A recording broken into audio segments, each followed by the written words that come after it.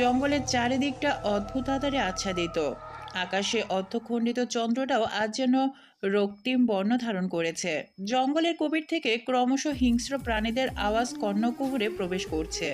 দূর দূরান্ত থেকে নিশাচর প্রাণীদের ডাক বাতাসের সাথে ভেসে বেড়াচ্ছে। সাথে মাথার উপর দিয়ে দলে দলে বাদুড় উঠছে। জঙ্গলের দিকে চোখ যেতে এমন গা ছমছম পরিবেশে যেন শরীর হিম শীতল হয়ে গেল নেওয়াজের। নেওয়াজ লণ্ঠন হাতে সরু পথ ধরে সামনের দিকে এগোচ্ছিল। পেশায় একজন বণিক সে। ব্যবসার কাজে অচেনা এই রাজ্যে পদচারণ করেছিলেন। কাজ শেষ করে ফিরতে ফিরতে তার আজ বেশ রাত হয়ে গেল তার। সে মূলত এই রাজ্যের রহস্যময়ী রাজকুমারী আলায়নার সাথে সাক্ষাৎ করতে এসেছিলেন। তবে রাজকুমারী তার সাথে সরাসরি কথা বলেননি। সে আজ পর্যন্ত লোকের মুখে শুনে এসেছে এই রাজ্যের রাজকুমারী মুখশ্রী নাকি কেউ দেখেনি। তিনি সবসময় নিজেকে পর্দার আড়ালে ঢেকে রেখেছিলেন। এই রাজ্যের রাজার মৃত্যুর পর পরবর্তী ওয়ারিশ হিসাবে 18 বছর পর থেকে রাজ্যের সকল ভার তার উপরে। রাজ্যের কোনো প্রয়োজনে বিশেষ ব্যক্তিদের সাথে কথা বলা অথবা সাক্ষাৎকারের প্রয়োজন হলে তিনি পর্দার আড়ালেই নাকি কথা বলেন। আরও শুনেছেন তিনি নাকি অনেক দয়ালু একজন রাজকুমারী। রাজ্যের প্রজাদের সুখ দুঃখ সর্বদা তিনি পাশে থেকেছেন। তার রাজ্যে প্রত্যেকটা প্রজার মুখে মুখে তাদের রাজকুমারীর প্রশংসা। আজ বণিক নিজের চোখে তার প্রমাণ পেলেন। তবে তার কাছে রাজ্যটা বেশ অদ্ভুত বলে মনে হলো। এ রাজ্যে চারিদিকে লাল টকটকে গোলাপের ঘেরা। এমনকি রাজকুমারী আলায়নার প্রাসাদও সব জায়গায় লাল গোলাপের সমারোহ। গোলাপগুলো স্বাভাবিক গোলাপের তুলনায় ভিন্ন, কেমন যেন জ্বলজ্বল করছে। কাছ থেকে দেখলেই মনে হবে যেন তাজা রক্তের রং এই গোলাপের মাঝে উপস্থিত। রাজ্যটি সবার কাছে ব্লাড রোসের রাজ্যের নামে পরিচিত। রাত্রি হয়ে যাওয়াতে রাজকুমারী তাকে আজকের রাতটা প্রাসাদে অতিবাহিত করতে বলেছিলেন, কিন্তু কাল তার জরুরি কাজ থাকার কারণে ফিরতে হবে ভেবেই তাড়াহুড়ো করে তিনি রাজকুমারীকে জানিয়ে একটু আগে রওনা হয়েছেন। 7-5 ভাবতে ভাবতে নির্জন পথ ধরে সামনে এগোচ্ছিলেন তিনি। হঠাৎ তার অনুভূত হলো তার পেছনে কেউ একজন এসে দাঁড়ালো।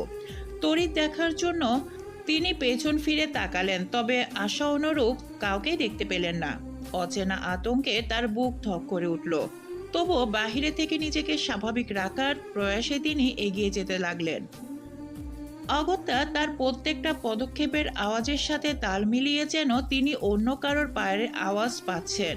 মনকে সান্ত্বনা দিয়ে তিনি বোঝালেন হয়তো তারই ভুল ধারণা হবে। এই ভেবে তিনি আবারও পা বাড়াতেই যাবে, তখন পাশে থাকা ঝোপ থেকে কেমন যেন একটা গোংরানির আওয়াজ ভেসে কানে এলো। কোনো হিংস্র প্রাণী ভেবে তিনি আঁতকে উঠে কয়েক পা পিছিয়ে গেলেন। পর মুহূর্তে তিনি দেখলেন অন্ধকার ভেদ করে অদূর থেকে দুটো লাল টকটকে লোভাভূত চোখ তার দিকে তাক হলো। আচমকা আতকে চোখ তার কোঠর থেকে বেরিয়ে আসতে চাইল। ভয়ে তার অন্তর আত্মা জমে গেল। শরীর বেয়ে টপ টপ করে ঘাম ঝরতে লাগলো। হাত পা ক্রমশ কম্পন শুরু করে দিয়েছে। মুহূর্তে তিনি কোনো উপায়ন্তর না পেয়ে জীবন বাঁচাতে প্রাণপণে ছুটতে লাগলেন। ছুটার সময় পথের কোনো হদিশ তার ছিল না। এলোমেলো হয়ে ছুটতে ছুটতে একসময় তিনি জঙ্গলের গভীরে গিয়ে থামতে তার বোধ হলো তিনি অনেক বড় একটা ভুল করে ফেলেছেন। হাতের লণ্ঠনটাও হাত থেকে কোথায় যেন পড়ে গেছে, তার কোনো ঠিক নেই। ভুল সঠিকের দর কষাকষির মাঝে মাটিতে পড়া শুকনো পাতা মুচমুচিয়ে ভাঙার খসখস আওয়াজে সে ঘাড় ঘোরাতে দেখলো বিশাল আকৃতির একটা অদ্ভুত প্রাণী তার ঠিক পেছনে দাঁড়িয়ে আছে। অন্ধকারে তার বিকৃত মুখাবয় বোঝা দায়, তবে যতটুকু বোঝা যাচ্ছে তার পিঠে বিশাল দুটি কালো পালকের ডানা, হাতে বড় বড় সূচালো বিশাল বিশাল নখ। নিজের চোখকে অবিশ্বাস হচ্ছে তার সামনে দাঁড়ানো প্রাণীটিকে দেখে। সে জোরে চিৎকার দিতে যাবে, তার আগে সে অদ্ভুত প্রাণীটি ডানা ঝাপটে এসে তার উপর ঝাঁপিয়ে পড়ল। কোনো প্রকার আওয়াজ মুখ থেকে বের করার আগেই প্রাণীটি তার ঘাড়ে নিজের সূচালো দুটি দাঁত বসিয়ে দিল। লোকটি ব্যথায় ছটপট করতে লাগলো। বাঁচার শেষ চেষ্টা করতে হাত পা ছোটাছুটি করতে লাগলো, কিন্তু কোনো লাভই হলো না। প্রাণীটি তার তীক্ষ্ণ ধারালো দাঁত দিয়ে তার শরীরের সমস্ত রক্ত নিমিষে চুষিয়ে নিল। পর মুহূর্তে বাঁচার বৃথা চেষ্টা বাদ দিয়ে মৃত্যুর নির্মম যন্ত্রণায় ছটপট করতে করতে লোকটার নিতর রক্তশূন্য ফ্যাকাশে দেহটা মাটিতে লুটিয়ে পড়ল। লোকটার শরীরে সমস্তটুকু রক্ত পান করে তবে প্রাণীটি লোকটিকে ছুঁড়ে ফেলল। শিকার কেঁপে মুখে তার তৃপ্তি হাসি ফুটে উঠল। প্রত্যেকদিন সকালে রাজকুমারী আলাইনা ভোরের রাজ্যের তদারকি করতে নিজের পছন্দের ঘোড়া সাওয়ারিতে বের হন। আজও ঠিক তাই। সকালের মিষ্টি কুয়াশায় এসে গা ছুঁতে আলাইনা তার শরীরের বস্ত্রটা আরেকটু ভালো মতো টেনে নিল। তার ঘোড়া এগিয়ে চলেছে প্রাসাদের দ্বার পেরিয়ে। পেছনেই আছে তার উজির আর দেহরক্ষীদের ঘোড়া। অদ্ভুতভাবে আলাইনা যতটুকু পথ এগোচ্ছে, পথে থাকা ব্লাড রোজগুলো ততই তার সংস্পর্শে এসে আরও সজ্জীবিত হচ্ছে। চলতে চলতে এক পর্যায়ে জঙ্গলের সরু পথটা ধরে এগোতে গিয়ে নির্জন রাস্তায় পড়ে থাকা কিছু একটা আলাইনার দৃষ্টি আকর্ষণ করলো। সে রক্ষীদের হাতের ইশারায় থামিয়ে দিয়ে নিজে ঘোড়া থেকে নেমে পড়ল। সেদিকটাই এগিয়ে কাছাকাছি যেতে সে দেখলো একটা নিথর দেহ উপুর হয়ে মাটিতে পড়ে আছে। দূর থেকে যতটুকু বোঝা যাচ্ছে তার দেহ পুরো ফ্যাকাশে রং ধারণ করেছে। মনে হচ্ছে যেন তার শরীরের সমস্ত রক্ত চুষে ফেলা হয়েছে। আলায়না উজিরকে বলল লোকটাকে তুলে সোজা ঘুরিয়ে রাখতে। উজির রাজকুমারীর আদেশে লোকটাকে সোজা করে দিতে বিস্ময়ে রাজকুমারীর মুখশ্রী ভাবাবেগ পরিবর্তন হলো, যা নেকাবের ভিতর থেকে কারো কাছে স্পষ্ট হলো না সেটা। রাজকুমারী আরেকটু এগিয়ে গিয়ে বলল, এটা তো সেই লোকটা না, যে কাল আমার সাথে সাক্ষাতের জন্য প্রাসাদে এসেছিল? তার এই করুণ অবস্থা হলো কি করে? আপনারা কি এই বিষয়ে কিছু জানেন? রাজকুমারী প্রশ্নের বিজ্ঞ উজির মাথা নিচু করে উত্তরে বলল, এ বিষয়ে কিচ্ছু জানি না রাজকুমারী, তবে খোঁজ করে জানাচ্ছি। কথার মাঝে রাজকুমারী খেয়াল করলো লোকটার ঘাড়ের কাছে বরাবর দুটো ছিদ্র ক্ষত হয়ে আছে, যা থেকে রক্ত জমে শুকিয়ে আছে। আলায়নার তখন ভাবুক হয়ে আদেশ করে বললেন, হয়তো কোনো হিংস্র প্রাণীর কাজ এটা, তবে এর আগে এই রাজ্যে এমন মৃত্যু কারুর দেখিনি। খোঁজ লাগান তবে। রাজকুমারীর কথায় উজির মাথা নুয়ে জানালো তার শীঘ্রই এর উত্তর বের করবে। রাজকুমারী পুনরায় নিজের ঘোড়ায় চড়তে যাবে, তার আগেই তার কানে এলো একটা জোরালো সংকেত। এই সংকেত যুদ্ধের সংকেত। তার বাবার মৃত্যুর পর থেকে রাজ্যের দখলের জন্য অনেকে ওঁত পেতে আছে। আলায়না সর্বদা তার রাজ্যের সুরক্ষায় প্রাণপণে নিজেকে নিয়োজিত রাখে। তার কাছে প্রায় কিছুদিন যাবৎ পার্শ্ববর্তী সাম্রাজ্য থেকে হুমকির বার্তা আসছে। সেই বার্তায় সে রাজ্যের রাজা আলায়নাকে সামান্য মেয়ে বলে তাচ্ছিল্য করে স্বেচ্ছায় রাজ্য ত্যাগ করার হুমকি জানিয়েছে। অন্যথায় সে তার সৈনিক নিয়ে আক্রমণ করবে তার রাজ্য। আলায়না সে বার্তা তাকে পাল্টা জবাব পাঠিয়ে দেওয়াতে হয়তো পরবর্তী রাজ্য থেকে কোনো ফিরতি বার্তা ছাড়াই এই আক্রমণ করা হয়েছে। আলায়না ভাবনায় তার সময় নষ্ট না করে দ্রুত প্রাসাদে গিয়ে সৈন্যদের প্রস্তুত করে ময়দানে পাঠিয়ে দেয়। সে নিজেও যুদ্ধের পোশাক আর বর্ম পরে তলোয়ার হাতে তাদের পেছনে হাজির হন। আলায়না যে কোনো পরিস্থিতিতে সর্বদা আগে থেকে প্রস্তুত রাখে নিজেকে। এর মধ্যে সামনে প্রতিপক্ষ সৈন্যদের ঝাঁক এসে উপস্থিত, তারা আক্রমণের জন্য প্রস্তুত। আলায়না ময়দানে এসে নামতেই তার সুরক্ষায় সৈন্যরা তাকে চারিপাশ থেকে ঘিরে নেয়। বিপক্ষ দলের সৈনিকদের নেতৃত্ব দিতে সে রাজ্যের রাজাও তাদের সামনে উপস্থিত হয়েছে। মুখে তার তাচ্ছিল্যের হাসি। এসব দেখে আলায়না একটুও দমল না, বরং তাদের আক্রমণের অপেক্ষায় নিজেকে প্রস্তুত রাখল। প্রতিপক্ষ দল আগে আক্রমণ হানতেই আলায়না তার সৈন্যদের পাল্টা আক্রমণের আদেশ ছুড়ল। এভাবে দুপক্ষে আক্রমণের যুদ্ধ আরও বৃহৎ আকার ধারণ করল। আলায়না দেখিয়ে দেওয়া কৌশলে সৈন্যরা একে একে বিস্তীর্ণ হয়ে তলোয়ার চালিয়ে আঘাত হানে। এক পর্যায়ে আলায়নার সৈন্যরা এগিয়ে যাচ্ছিল, বিপক্ষ দল প্রায় পরাজিত হয়ে যাচ্ছিল। ঠিক সে সময় পরাজয় মেনে না নিতে পেরে রাজা তার এক সৈনিককে আদেশ করায় সে কাপুরুষের মতো পেছন থেকে এসে আলায়নার উপর তলোয়ার দিয়ে আঘাত করতে গেলে আলায়না পূর্বেই সজাগ হয়ে সরে গেল। তবে তার এক বিশ্বস্ত সৈনিকের গায়ে সেই কোপটা লেগে সে মুহূর্তে সেখানেই শহীদ হলো। চোখের সামনে নিজের বিশ্বস্ত সৈনিকের মৃত্যু দেখে আলায়না ক্রোধে নিজের তলোয়ার চালিয়ে কয়েক মুহূর্তের ব্যবধানে তার গর্দান শিরোচ্ছেদ করে দিল। সকলে অবাক চোখে তার পরখ করে আবারও লড়াইয়ে মনোনিবেশ করে। এক পর্যায়ে যুদ্ধে বিজয়ী রাজকুমারী আলায়না হয়, আর সে তার কৌশল আর বুদ্ধিমত্তা দিয়ে যুদ্ধের মোড় পুরোপুরি পাল্টে দেয়। বিপক্ষ রাজ্যের রাজা হেনস্থা হয়ে রাজকুমারীর কাছে ক্ষমা চাইতে বাধ্য হয় এবং যুদ্ধে পরাজিত হওয়ার শর্ত সাপেক্ষে নিজের রাজ্যের দখল রাজকুমারীর হাতে দিতে বাধ্য হয়। এই যুদ্ধের পর রাজকুমারীর প্রতি তার পূর্বের ধারণা পুরোপুরি বদলে গেল। নিজের করা ভুলের মাসুল তাকে নিজ রাজ্যের রাজত্ব খুঁয়ে চুকাতেই হলো। কিছুক্ষণের মধ্যে বাতাসের সাথে রাজকুমারী বিজয়ের খবর মিশে গেছে চারিদিকে। প্রজারা সবাই রাজকুমারীর প্রশংসায় পঞ্চমুখ। সর্বকালের মতো এবারও তারা তাদের রাজকুমারীর বীরত্বের মুগ্ধ। তারা তাদের রাজকুমারীর নাম দিয়েছে যোদ্ধা রাজকুমারী, যে কিনা নিজের রাজত্বের সুরক্ষার জন্য সর্বদা যান বাজি রেখে হলেও প্রস্তুত। রাজকুমারী প্রাসাদে প্রবেশ করতেই চারিদিকে তার নামে জয়ধ্বনি হতে লাগলো। রাজকুমারী ফেরার খবর পেতেই ভেতর থেকে রাজকীয় ভঙ্গিতে হেঁটে এলেন রানী আতিয়া বেগম। তার পেছনে এলো আরো কিছু দাসী। আতিয়া বেগম রাজকুমারী আলাইনার আম্মা এবং এই রাজ্যের রানী। রানীমার চোখে চিন্তার ছাপ স্পষ্ট দেখে আলাইনার মুখে মিষ্টি একটা হাসি রেখে জিজ্ঞাসা করলো, তুমি কি আবারও আমায় নিয়ে চিন্তায় ছিলে আম্মা?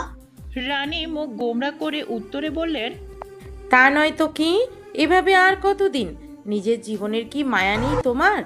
একটা বা চিন্তা করেছো তোমার কিছু হলে তোমার মায়ের কি হবে? একজন মেয়ে হয়ে তুমি এতগুলো পুরুষের সাথে জোরে কখনোই পেরে উঠবে না। তাই তো কৌশল খাটিয়ে তাদের পরাজিত করি। ভাগ্যের জোরে বারবার আল্লাহ তোমাকে রক্ষা করেছেন বলে যে সব সময় এমনটা হবে তার কোনো ঠিক নেই। আমি এর আগেও বলেছি, এখনো বলছি, তোমার বিয়ে করে নেওয়া উচিত। তাহলে এই রাজ্যেও একটা নতুন রাজা পাবে আর তুমি হবে এই রাজ্যের রানী। আম্মা, আমি নিজের সুরক্ষা নিজেই করতে পারি। আমার কারোর সাহায্যের প্রয়োজন নেই। কন্যাদের যুদ্ধের ময়দানে নামতে নেই। আমি তোমার মা, তোমার চিন্তা সর্বদা আমার মাথায় ঘুরপাক খায়। আমি চাই তুমি শীঘ্রই বিয়ে করে নাও, যেন তোমার স্বামী এই রাজ্য পরিচালনা করে তোমাকে যেন আর যুদ্ধের ময়দানে না নামতে হয়। আলাইনা কিছু বলতে যাবে তার আগে আতিয়া বেগম হাতের ইশারায় তাকে থামিয়ে আবারও বললেন, আর কোনো কথা নয়, আমি দেশ বিদেশের লোক লাগিয়ে পাত্রের খোঁজ করা শুরু করে দিয়েছি। ভালো পাত্র পেলেই তোমাকে বিয়ে করতে হবে, এটাই আমার আদেশ। মায়ের জেদে অসহায় গলায় আলাইনা বলল, আচ্ছা, সেটা না হয় দেখা যাবে পরে। রাতে রাজকুমারী তার কামরায় অবস্থান করছিল। ঠিক তখন একজন দাসী এসে দরজায় করাঘাত করে অনুমতি নিয়ে তাকে জানালো উজির নাকি তাকে তলব করেছে। রাজকুমারী নিজেকে নিকাবে মুড়িয়ে দরবারে উপস্থিত হলো। উজিরের চোখে মুখে চিন্তার ছাপ স্পষ্ট। পূর্বে রাজকুমারীর বাবা বেঁচে থাকাকালীন তিনি তার বাবারও উজির ছিলেন। বাবার বয়সী এবং বাবার পূর্বের উজিরের দায়িত্বে থাকায় আলাইনা তাকে অঢেল সম্মান করে। আলাইনা উপস্থিত হতে উজির চিন্তিত গলায় মাথা নিচু করে বললেন, আমি সকালের ব্যাপারটা নিয়ে কথা বলতে এসেছিলাম রাজকুমারী। রাজকুমারীর ইশারায় অনুমতি দিতেই উজির কথা এগিয়ে আবারও বলতে শুরু করলো, সেই বণিকের মৃত্যু স্বাভাবিক কোনো প্রাণীর কারণে হয়নি। তার মৃতদেহ গবেষণা করে পাওয়া গেছে সেটা কোনো এক অস্বাভাবিক হিংস্র পশুর আক্রমণে হয়েছে, যা জঙ্গলি কোনো পশুর আক্রমণের থেকে ভিন্ন। তার শরীরে বড় বড় নখের আঁচড়ের গভীর দাগও পেয়েছে তারা। শরীরে কোনো রক্ত ছিল না, পুরো দেহ তার রক্ত শূন্য। উজির থেমে কপালে চিন্তার ছাপ ফেলে আবারও বলল, পূর্বের অভিজ্ঞতা অনুযায়ী অবস্থা পর্যবেক্ষণ করে আমি ভিন্ন কিছু একটা আজ করতে পারছি, কিন্তু তা কিভাবে সম্ভব? কথাগুলো মন দিয়ে শুনে আলাইনা কপালে কয়েক ধাপে ভাঁজ পড়ে। সে চিন্তিত গলায় উজিরকে প্রশ্ন করে বলল, কি আজ করতে পারছেন আপনি? হয়তো এই প্রাণী রক্তচোষা পিশাচ। মানে, সেটা আবার কি? আমাকে ক্ষমা করবেন রাজকুমারী, আমি আপনাকে এই বিষয়ে আর কিচ্ছু বলতে পারবো না। রানীমায়ের নিষেধাজ্ঞা রয়েছে। দয়া করে অর্ধেক কথা বলে বাকি কথা গোপন করবেন না। আমাকে বলুন, আমার রাজ্যের সুরক্ষায় আমার জানার প্রয়োজন রয়েছে। আম্মাকে আমি সামলে নেব। রাজকুমারীর আদেশে উজির বলতে শুরু করলেন, আপনার জন্মের পূর্বে হঠাৎ করে একদিন রাজ্যে অশুভ কালো ছায়ার আগমন ঘটল। রাজ্যের সকলে আতঙ্কিত হয়ে পড়ল। এমনতা অবস্থায় জানা গেল তারা নাকি রক্তচোষা, আরেক ভাষায় ভ্যাম্পায়ার। কিন্তু কারোর জানা নেই কোথা থেকে এসেছে এমন হিংস্ররূপী প্রাণী। রাতের আঁধারে তারা এই রাজ্যের প্রজাদের উপর হামলে পড়ে এক এক করে তাদের শিকার বানাচ্ছিল। এমন পরিস্থিতিতে আপনার পিতা রাজ্য রক্ষার দুশ্চিন্তায় পড়ে যায়। তিনি সে রাতে স্বপ্নে দেখে শীঘ্রই তার একটা কন্যা সন্তান দুনিয়াতে আসবে, যে কিনা হবে এসবের সমাধান। রানীমা তখন সন্তান সম্ভবা ছিলেন। রাজার স্বপ্নের পরপরই আপনার জন্ম হয়, আর অদ্ভুতভাবে আপনার জন্মের সাথে সাথে রাজ্য জুড়ে রক্তগোলাপ ফুটে যা শুধুমাত্র আপনার উপস্থিতিতে সঞ্জীবিত হয়। এই গোলাপের অলৌকিক ক্ষমতার কারণে তারা এই রাজ্যের ত্রিসীমানায় আসতে অক্ষম হয়। তবে আমার প্রশ্ন, এত বছর পর তারা কি করে ফেরত আসলো? তাহলে কি রক্তগোলাপের ক্ষমতা অকার্যকর হয়ে গেল? কুমারী বিস্ময় নিয়ে বলল, কি বলছেন এসব? আম্মা কেন লুকিয়েছে আমার থেকে? কারণ উনি চাননি আপনার উপর এসবের অশুভ ছায়া পড়ুক। আগে আপনি নিশ্চিত হন এই বিষয়ে যে এটা আসলে সে রক্তচোষার কাজ কিনা, পরে আমি না হয় এর বিহিত বের করব। কথা শেষ করে রাজকুমারী সেখান থেকে চলে যায় তার বাবার পুরনো গ্রন্থাগারের কোনো সমাধানের খোঁজে। কেননা তার বাবার গ্রন্থাগারে সকল বিষয়ের সকল ধরনের বই পুস্তক উপস্থিত। বিশাল দরজাটির সামনে এসে দাঁড়িয়ে ঝুলে থাকা বড় তালাটি খুলে সে ভিতরে প্রবেশ করলো। রাতের আধারে লণ্ঠন চালিয়ে একটা কেদারা টেনে বসে নানান পুঁথিপত্র ঘেটে ভ্যাম্পায়ার সম্পর্কে পুস্তক খোঁজা শুরু করলো সে। অনেক খোঁজাখুঁজির পর একটা তাক থেকে পুরনো বই সে খুঁজে পেল, যার উপরে মলাটে লেখা একটি শব্দ, ভ্যাম্পায়ার। বইটিতে আগ্রহী দৃষ্টি ফেলে আলাইনা সেটা খুলে দেখতে ব্যস্ত হয়ে পড়ল। আধারে তলিয়ে যাওয়া কক্ষের মাঝে বিশাল পালঙ্কে পা এলিয়ে শরীর নিথর করে বসে আছে এক বিশাল দেহের পুরুষ। তার সম্পূর্ণ গায়ে কালো কাপড়ে আচ্ছাদিত, এমনকি মুখে অগ্রভাগ অব্দি হুন্ডির আস্তরণে মোড়ানো, যার দরুন তার মুখমণ্ডল অর্ধেক আবৃত হয়ে আছে। হাতে ধরে রাখা স্বচ্ছ কাচের গ্লাসে লাল রঙের তরল দৃশ্যমান। গ্লাসটি থেকে সেই তরল সেই থেকে পান করছে, যেন কিছু একটা ধ্যানে মগ্ন সে। তার ধ্যান ভঙ্গ হলো যখন তার কক্ষে এসে প্রবেশ করলো এক কালো পোশাকধারী লোক। তাকে দেখেই সেই চোখ মুখ তীক্ষ্ণ করে তাকালো সেদিকে। তার রাগ অনুমান করে কক্ষে প্রবেশ করা লোকটির কণ্ঠে ভীতি নিয়ে কাঁপতে কাঁপতে বলল, একটি প্রয়োজনীয় সংবাদ জানাতে এলাম প্রিন্স। প্রিন্সের হাতের ইশারায় বলার অনুমতি দিতে লোকটি ভয় কাটিয়ে মনের সাহস সঞ্চার করে বলল, রাজকুমারী আলাইনা তিনি আবারও আরেকটা যুদ্ধে বিজয়ী হয়েছেন। আরও একটা রাজ্যের দখল এখন তার কাছে। লোকমুখে তার বীরত্বের প্রশংসা শোনা যাচ্ছে। রানী তার বিয়ের জন্য পাত্র খুঁজছেন। কথাটা শোনা মাত্রই প্রিন্স ইলহার মুখের হুন্ডিটা উপরে তুলতেই তার সুদর্শন মুখশ্রী ঠোঁটের কোণ ঘেঁষে সদ্য দৃশ্যমান হলো বাঁকা এক পৈশাচিক হাসি। মুখের কালো ফ্যাকাশে সাদা যেন রক্তশূন্য, ঠান্ডা আর গভীর গলায় সে আওড়ালো, বিয়ের প্রস্তাব পাঠানো হোক রাজকুমারী আলাইনার কাছে। লোকটি ভয় নিয়ে কোনো মতে উচ্চারণ করলো, প্রিন্স, যদি আপনার বাবা মানে আমাদের রাজা জানতে পারে তাহলে সমস্যা হবে। ইলহান বিরক্ত নিয়ে তাকে থামিয়ে বলল, আহা, সে বিষয়ে তোমাকে ভাবতে হবে না, যেটা বলেছি করো, ড্যাডকে কিছু জানাতে হবে না। ইলহানের আদেশ পেয়ে লোকটি সম্মান জানিয়ে কক্ষ ত্যাগ করলো। ইলহান মুখের আগের ন্যায় বাঁকা হাসি অক্ষুণ্ণ রেখে বলল, হ্যালো বন্ধুরা, তোমাদের সাপোর্ট আমাদের আরও নতুন নতুন কাজ করার অনুপ্রেরণা যোগায়। তোমরা অবশ্যই কমেন্ট করে আমাকে জানাবে ভিডিওটি কেমন হয়েছে আর তোমরা কী ধরনের গল্প চাও। পরবর্তী পাঠ শোনার জন্য সবাইকে আমন্ত্রণ। ধন্যবাদ সবাইকে। আল্লাহ হাফেজ।